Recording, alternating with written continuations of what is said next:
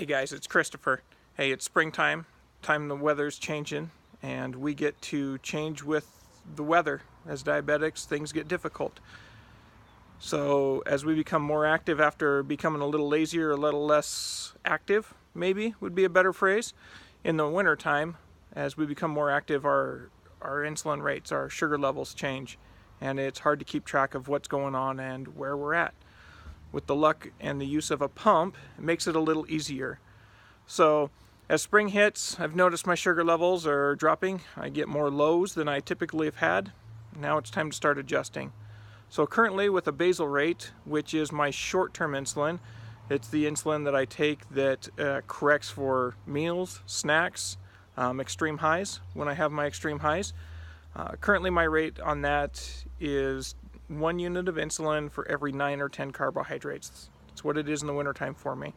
As we hit spring and I start to change again, I've aged another year, I'm coming out of hibernation or wintertime, I get to adjust that carbohydrate to insulin ratio. So over the next couple weeks, I will start to take that from 1 unit of insulin for every 9 or 10 carbs, and we'll take that to 1 unit of insulin for every 10 or 11 carbs, or I'll change it to 11 or 12 carbs.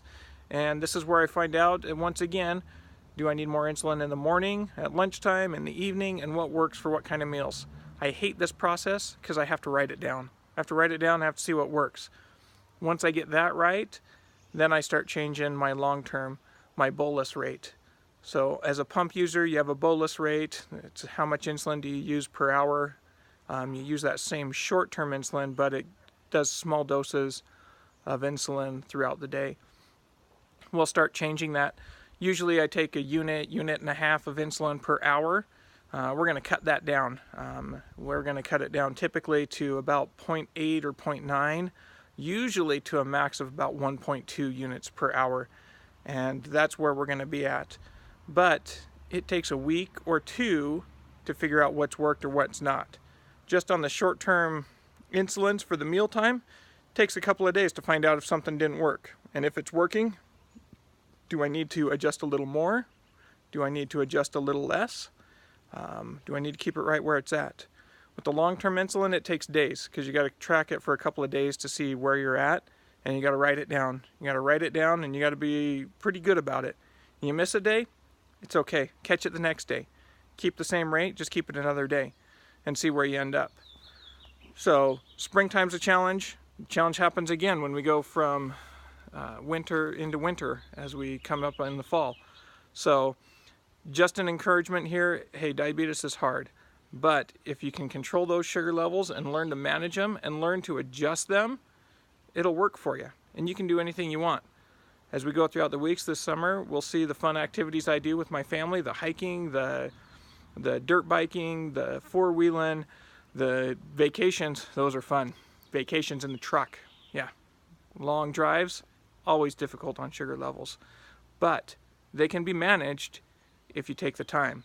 And if you take the time, the vacation can still be fun. And you won't be sick, and you won't be tired.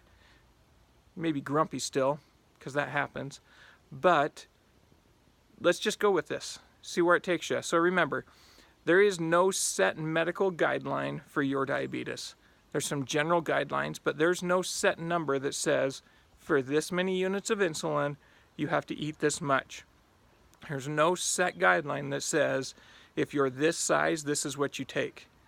I remember I became diabetic when I was 16, and we used a different measure of insulin ratios then, and it was based upon carbohydrates.